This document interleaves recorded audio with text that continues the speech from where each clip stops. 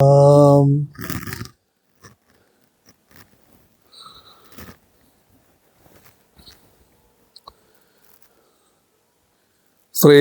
गणेशाय नमः।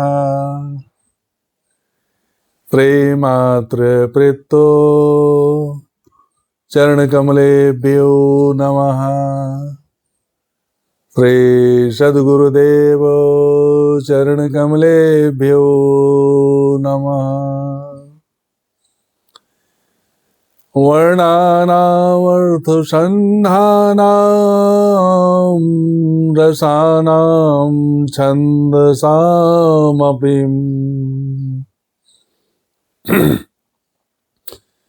मङ्गलानां च कर्तारो वन्दे वाणी विनायको। नीलाम्बुजश्यामलकोमलाङ्गं सीतासमारोपितवामभागम्। पाणौ महासायकचारुचापं नमामि रामं रघुवंशनाथम्।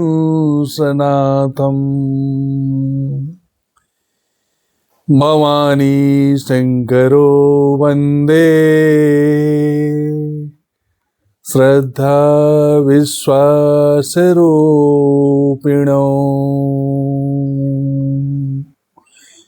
यां विना न पश्यन्ति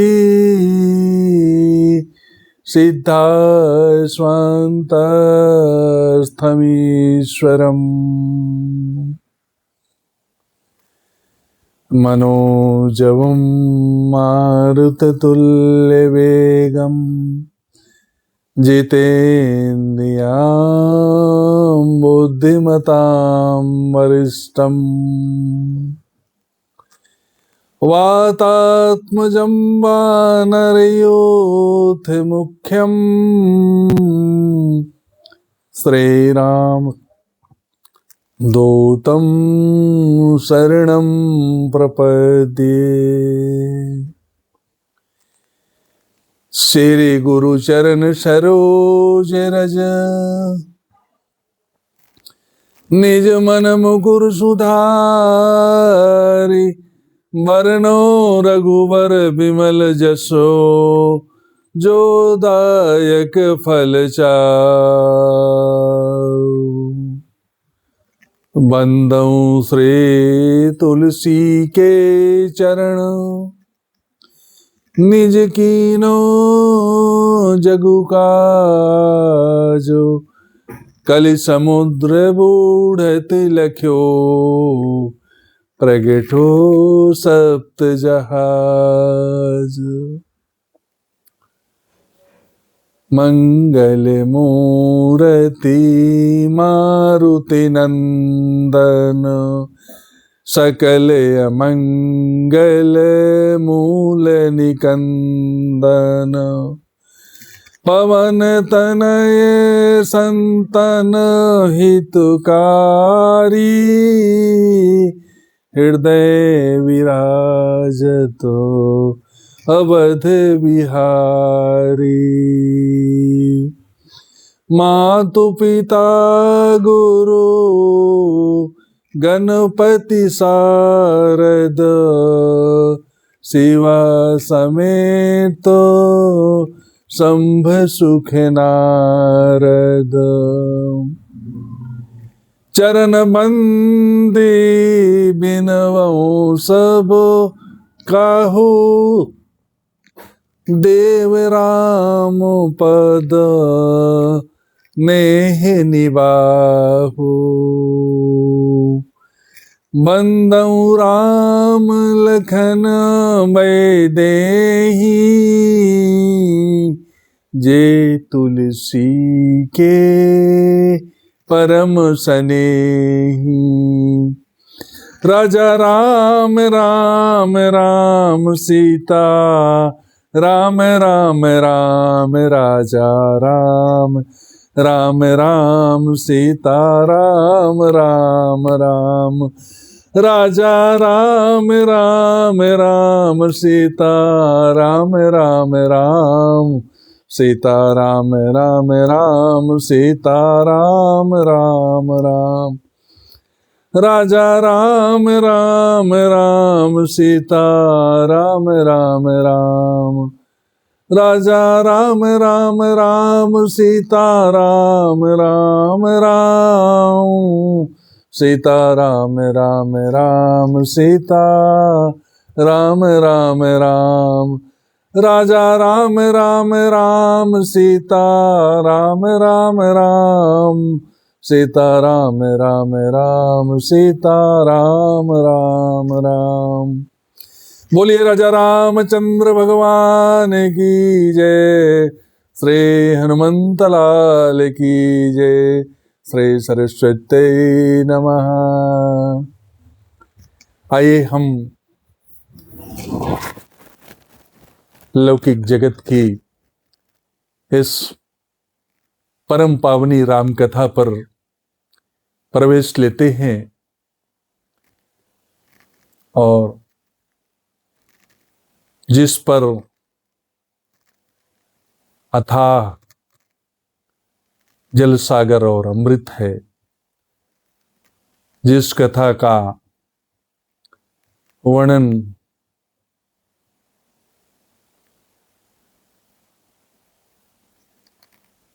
भोलेनाथ की कृपा पर हुआ, रामायण, यह जो राम कथा अनंत अनंत है, रामायण सतकोटि अपारा। मानस में रामचरितमानस भगवान रामचरित्र की संपैक्य स्थापना, श्री रामचरितमानस का पहला शब्द वर्ण और रामचरित मानस मानव मात्र के लिए है, मानव कल्याण के लिए है। और मानस का आखिरी शब्द जो है वह मानवा, अर्थात प्रत्येक वर्ण का मानव इस मानस का जो अनुगमन करता है, जो इसमें प्रवेश लेता है, उसका कल्याण होकर ही रहेगा। ऐसा दिव्य संदेश इस मानस का है और भगवान राम का चरित्र है। इस कथा पर जग मंगल गुण ग्राम राम के, दान मुक्ति धन धर्म काम के। बोले श्यावर रामचंद्र की जय। यह मानस की जो चौपाइयां हैं, यह है रामचरित मानस है। यह दिव्य है, कोई साधारण ग्रंथ नहीं है। इन चौपाइयों में वेदों की ऋचाएं और रामचरितमानस भूत बावन भगवान भोलेनाथ का हृदय है, हृदय स्थल है। भगवान श्री भूत बावन भोलेनाथ ने अपने हृदय में छिपे हुए राम के प्रेम को मानस के रूप में प्रकट किया है। रचि महेश निज मानस राखा। भोले बाबा ने इसको अपने हृदय में रखा। इस कारण इस ग्रंथ का नाम रामचरितमानस पड़ा। सुंदर समय पाकर पार्वती के सम्मुख इस ग्रंथ को प्रकट किया। पाए सुसमय शिवा सन भाखा। गोस्वामी जी कहते हैं कि मैं कोई नवीन रचना नहीं कर रहा हूं, मैं कोई नवीन ग्रंथ नहीं लिख रहा हूं, केवल भोलेनाथ द्वारा रचित इस ग्रंथ को का मैं प्रकाशन कर रहा हूं। जब कोई ग्रंथ लिखते हैं तो ग्रंथ लिखने के पश्चात हम उसका विमोचन करते हैं। तो मैंने इस ग्रंथ का विमोचन किया है। संवत 1631 करऊं कथा हरि पद धरि सीसा। गोस्वामी तुलसीदास जी ने तो यहां तक कहा, वस्तुतः श्री रामचरितमानस की ये लेखन की तिथि नहीं है, यह इसके प्रकाशन की तिथि है। और 1631 मास 9वीं तिथि चैत्र मास शुक्ल पक्ष मर्यादा पुरुषोत्तम राम का जन्म हुआ। और उस जन्म के तारीख में, जन्म की तिथि में रामचरितमानस का गोस्वामी जी ने इसका प्रकाशन किया है।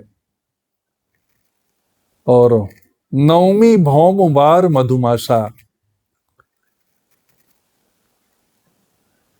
अवधपुरी यह है चरित प्रकाशा।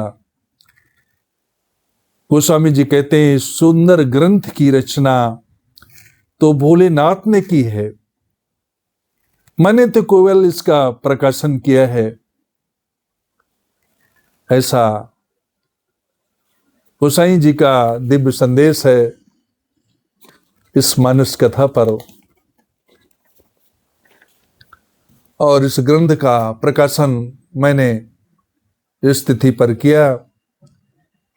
रामचरितमानस में 7 सोपान हैं। पहले सोपान का नाम बालकांड है। इसमें भगवान के अवतार की चर्चा है। भगवान का अवतार कब होता है, कैसे होता है, किन कारणों से भगवान का अवतार होता है, ये सभी चर्चाएं बालकांड में है। और इस कांड को हम अवतार कांड भी कहते हैं। इसके पश्चात दूसरा कांड जो अयोध्या कांड है, यह व्यवहार कांड के नाम से भी जाना जाता है। हमारा व्यवहार अपनों के प्रति कैसा हो, पिता का पुत्र के प्रति, पुत्र का पिता के प्रति, भाई का भाई के प्रति, पत्नी का पति के प्रति कैसा व्यवहार हो। और सब की चर्चा अयोध्या कांड में है, इसलिए इसको व्यवहार कांड भी कहा गया है। ऐसा अद्भुत चरित्र इस कांड पर है। तीसरा कांड की चर्चा अरण्य कांड के रूप में है, जिसमें गोस्वामी जी ने इसका एक नाम उद्धार कांड भी इस कांड को कहा है। भगवान ने दिखाया कि जीव का उद्धार कैसे करते हैं। भगवान ने इस कांड में सबरी का उद्धार किया, सुतीक्ष्ण को गति दी, सर्वंग मुनि को भगवान ने शिक्षा मुक्ति प्रदान की, जटायु को भी अपने धाम को अधिकारी बनाया। यह है ऐसा कांड है जिससे शिक्षा देता है कि आचरण कैसे करें और भगवान हमारा उद्धार करेंगे। इस तरह से अरण्य कांड की चर्चा है। चौथा कांड किष्किंधा कांड है, जिस कांड पर बाबा ने इसको परिवार कांड भी कहा है। किष्किंधा कांड में सुग्रीव परिवार की आसक्ति में पढ़कर राम काज को भूल जाते हैं। भगवान को स्वयं कहना पड़ा है, सुग्रीव सुधि मोरी विसारी, पावा राजकोष पुरनारी। इस प्रकार राम काज एवं परिवार में उलझकर सुग्रीव जी राम काज भूल गए, उसी प्रकार हम भी अपने परिवार की आसक्ति में पड़ करके और जो राम काज है, भगवती कार्य है, उसको हम भूल जाते हैं। और जब भूल जाते हैं तो समय का भगवान जो है, भुला बैठते हैं किसी काम को तो भगवान समय का बाण चलाते हैं और हमारी अनुकूलता, जिससे हमारी अनुकूलता प्रतिकूलता में बदल जाती है और हमें पुनः भगवान की शरण में जाना पड़ता है। ऐसा कांड ये है, किष्किंधा कांड है। और चौथा कांड, पांचवा कांड जो है सुंदर कांड है, ये परोपकार कांड इसको कहा गया है। हनुमान जी का दिव्य चरित्र है, परोपकारी जीवन उनका पूरे कांड में है। और पर उपकार वचन मन काया, संत सहाज स्वभाव खगराया। दिव्य दिव्य चर्चाएं हैं और पूरा जीवन, पूरा दृष्टिकोण परोपकार का है इस कांड पर। और लंका कांड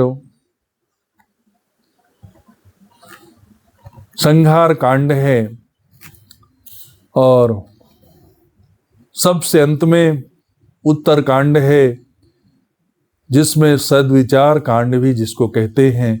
सुंदर सुंदर विचार खोजने हैं तो आप उत्तर कांड की शरण में जाइए। ये सब 7 कांड हमें बड़ी सुंदर शिक्षा देते हैं, दिव्य शिक्षा देते हैं, हमारी सभी समस्याओं का समाधान करते हैं।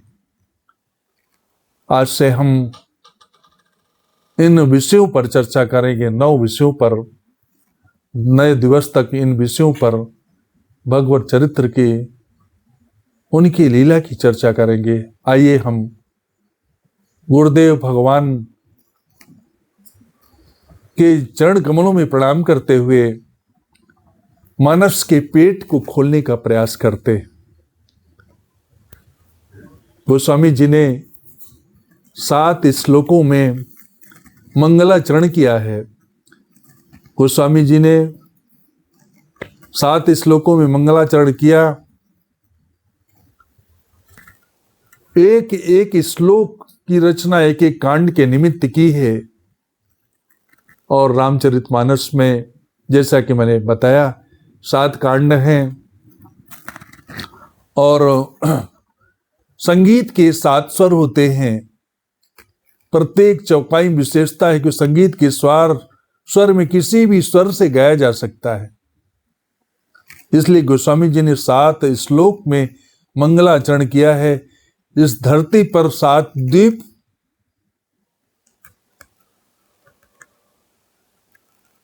7 समुद्र, सबके भगवान हमारे जो नायक हैं, सबके अधिपति हैं। रहस्य को प्रकट करने के लिए गोस्वामी जी ने 7 श्लोकों में मंगलाचरण को किया है। सप्ताह में 7 दिन कुल होते हैं और किसी न किसी दिन से हम मनस को प्रारंभ कर सकते हैं। ऐसा दिव्य ग्रंथ का प्रभाव है, संदेश है। दिनानाम नियतो नास्ति,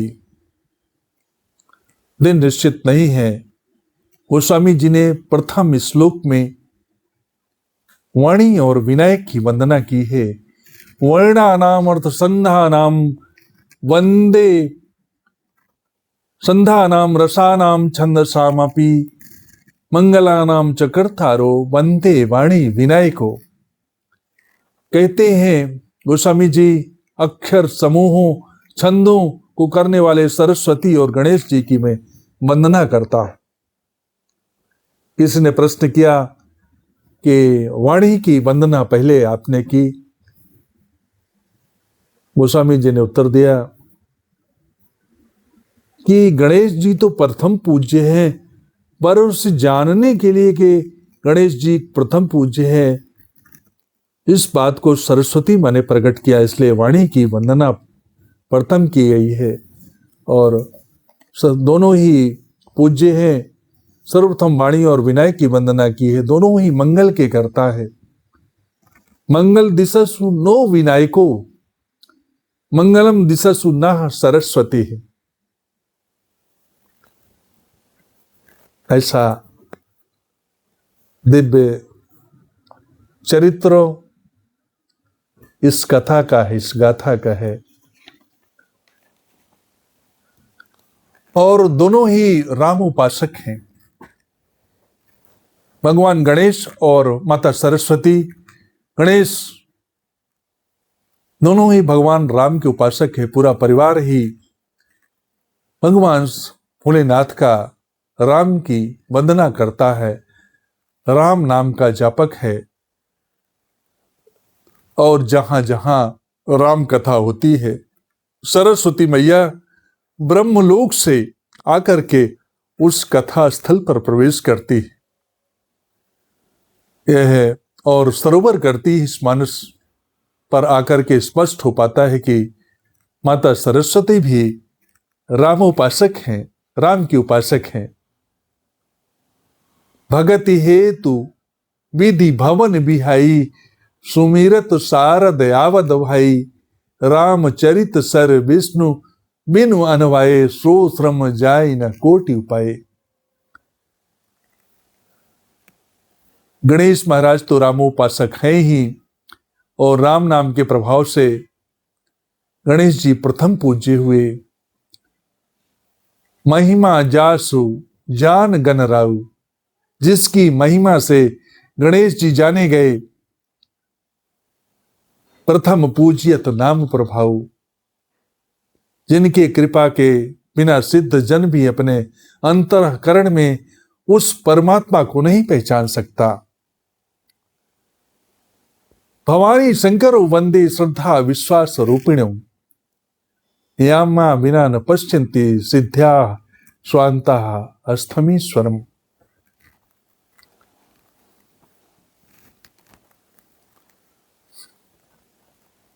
भगवान के स्वरूप,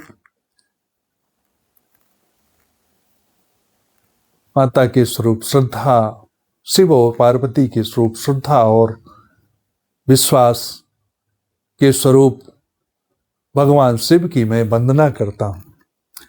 जिनके कृपा के बिना सिद्ध जन भी अंतःकरण में स्थित परमात्मा को पहचान नहीं सकता।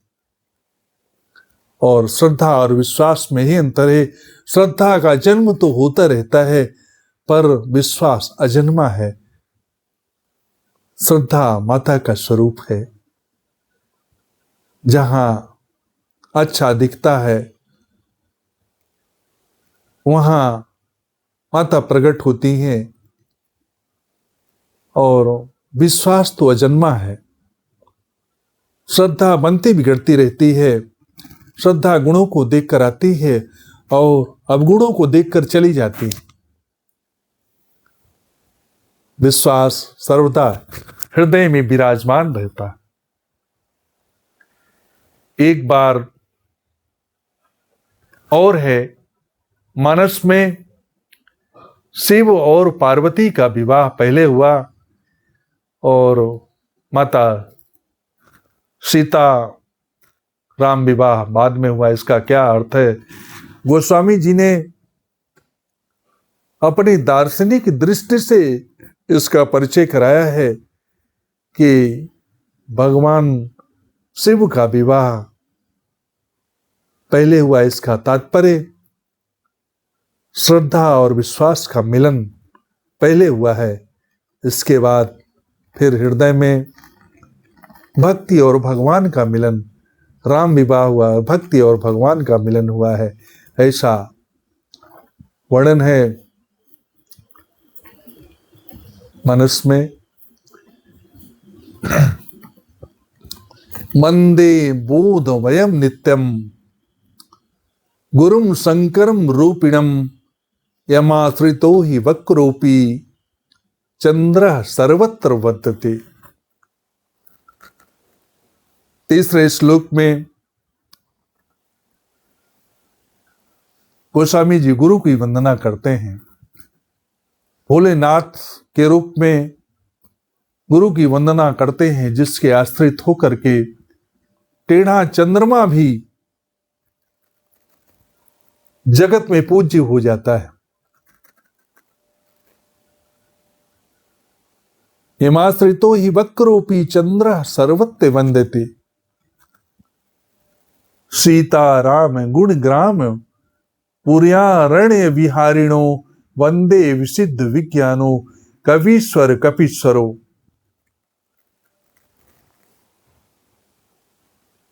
भगवान श्री राम के जो गुण ग्राम्य हैं, गोस्वामी जी कहते हैं ये पुण्य, ये पावन अरण्य के समान है। गोस्वामी जी ने विचार किया कि बिना मार्गदर्शक के जब हम वन में विचरण करते हैं तो हम भटक जाते हैं, भटकने का भय होता है, किंतु जो हम किसी कुशल मार्गदर्शक के द्वारा यात्रा करते हैं, उससे मार्गदर्शन लेते हैं, तब हमें कुछ न कुछ सहारा मिलता है और ना भटकने का जो संदेश है वह कम हो जाता है, समाप्त हो जाता है। इसलिए भगवान श्री सीताराम के उस गुणग्राम रूपी पावन अरण्य में पूर्णतः परिचित भगवान श्री हनुमान और तुलसी बाबा ने कपीश्वर और कवीश्वर दोनों की वंदना की है। उद्धव स्थित संहार कारिणीम क्लेश हारिणीम सर्वश्रेष्ठकरीम सीता नतोहम राम बल्लवाम। गोस्वामी जी ने जगत माता सीता जी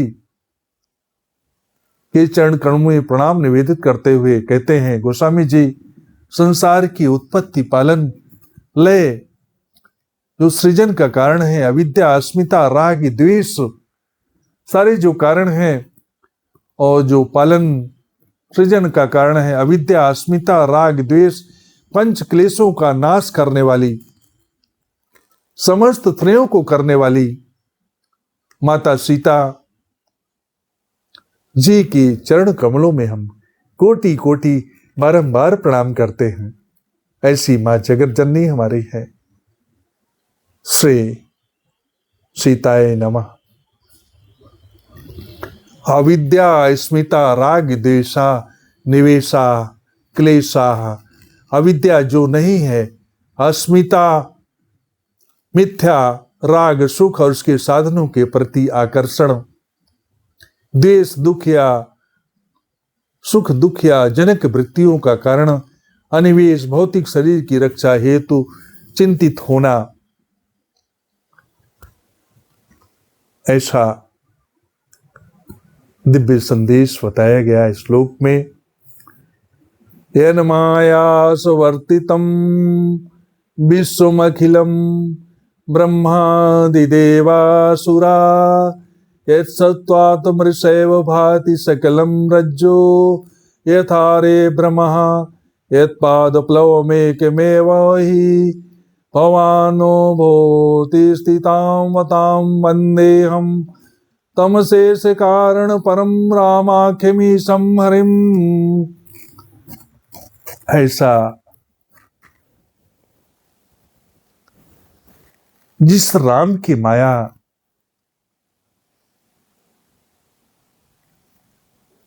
से सारा संसार सर्प रूपी रस्सी की भांति दिखाई पड़ता है। रात के अंधेरे में रस्सी पड़ी हो तो लगता है क्योंकि सर्प पड़ा हुआ है। अंधेरे में रस्सी भ्रम के कारण उस रस्सी को हम सर्प के रूप में देखते हैं, और जब हम प्रकाश करते हैं तो हमारा अज्ञान धीरे धीरे दूर होने लगता है।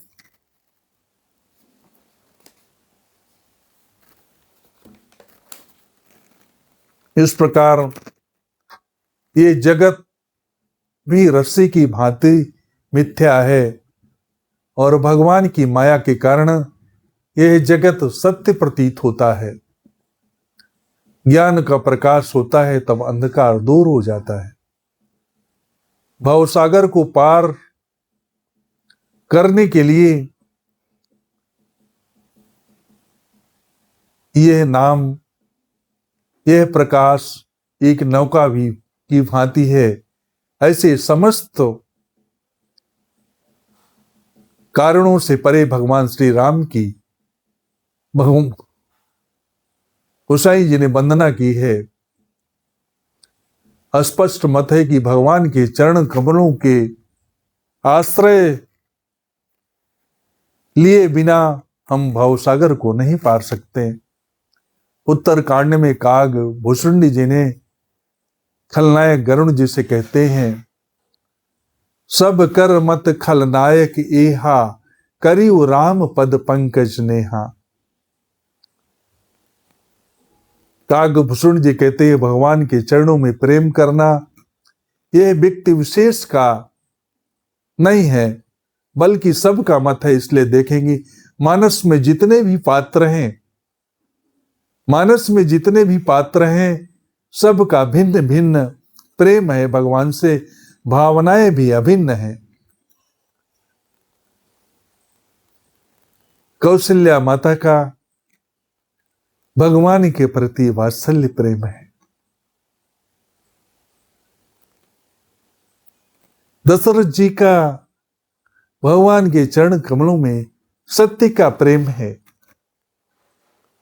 जनक जी का भगवान के चरणों में गूढ़ प्रेम है। और भरत का राम के चरणों में अगम प्रेम है। सबका अलग अलग प्रेम है। और हनुमान जी का निर्भर प्रेम है भगवान के चरणों में। इस प्रकार मानस के सभी श्रेष्ठ पात्रों का भगवान के चरणों में अभिन्न किंतु विभिन्न प्रेम है।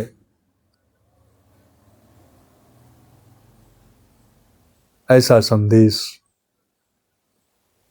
इस राम कथा का है। राम कथा में है, नाना पुराण निगमा गम सम्मतम यदो रामायणो निगदितम क्वचित अन्योपि स्वांतः सुखाय तुलसी रघुनाथ गाथा भाषा निबंध मंदी मंजुल मातनो से। गोस्वामी तुलसीदास जी ने नाना पुराण निगम आगम सम्मत है। यह पुराण जो है तो गोस्वामी जी लिखते हैं कि क्वचित नोपी अर्थात कुछ और भी है। इस राम कथा की रचना मैं अपने स्वांत सुखाय के लिए कर रहा हूं। गोस्वामी जी ने उत्तर कांड के अंत में लिखा है, सुंदर सुजान कृपा निधान अनाथ पर कर प्रीति जो, सो एक राम काम हित निर्वाण प्रद सम आन को जाकी कृपा लवलेश ते मति मंद तुलसी दास हो पायो परम विश्राम राम समान प्रभु नाही कहो। 500 में पंचदेव वंदना करते हैं। तत्पश्चात अगले क्रम में हम गुरु की वंदना करेंगे। बंदम गुरुपद पदुम परागा सुरुचि शिवास सरल अनुरागा। यह कथा पर हम कल प्रवेश करेंगे। आइए हम आज अपने वाणी को विराम करते हैं। जय श्री राम, जय श्री राम, जय श्री राम, जय श्री राम।